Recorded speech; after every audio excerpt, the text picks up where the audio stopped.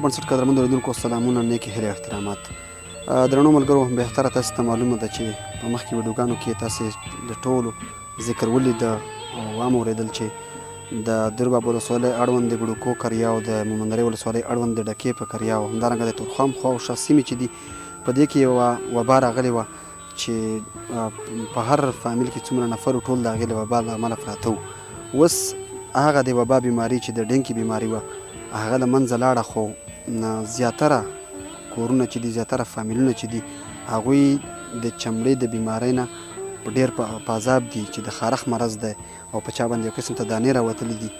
هغه علت که د دوایي وي او که د هر څه وي، خو دومره په تکلیف کې دي خلک چې تاسې زموږ په کلیپونو کې کتلی شئ. بعضې خلکو دومره ځان ګرولی وي چې خپل هغه چمړۍ وینې کړي وي.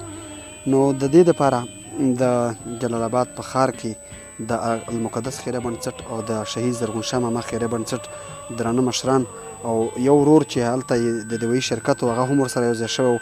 هغې ورور مخکې هم تقریبا د 500 خواوشا مریضانو دپاره یو قسم شامپوګانې رالګلې وې د خارښ دپاره چې چاته به مو هم ورکړم نو دواګانو ته به راتلل او دواګانې به یې کولې، ځکه چې هغې سره الله رب العزت روغ جوړ کړه.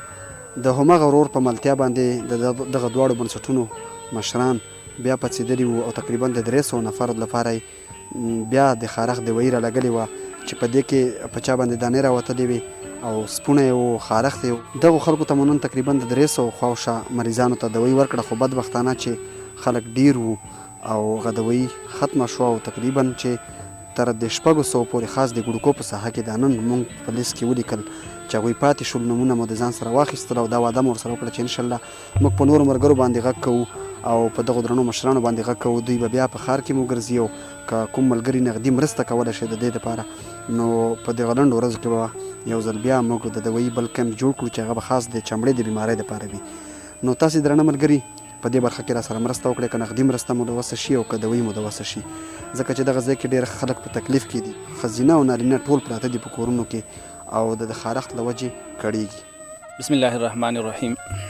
د ماما زرغون شاه خیریه بنسټ او د المقدس خیریه بنسټ څخه ډېر منندوی یم چې د ډنکي وایرس وبا چې راغلی وه په هغې کې زموږ د قوم ډېر خدمت وکړو او شکر الحمدلله چې د دې دوه خیریه بنسټونو په مدد سره هغه وبا تر حده کمه شوه. تقریبا اوس په ورځ کې د 5 یا 4 یا 6 مریضان راځي، خو هغه اوس انشاءالله په کابو شوې ده.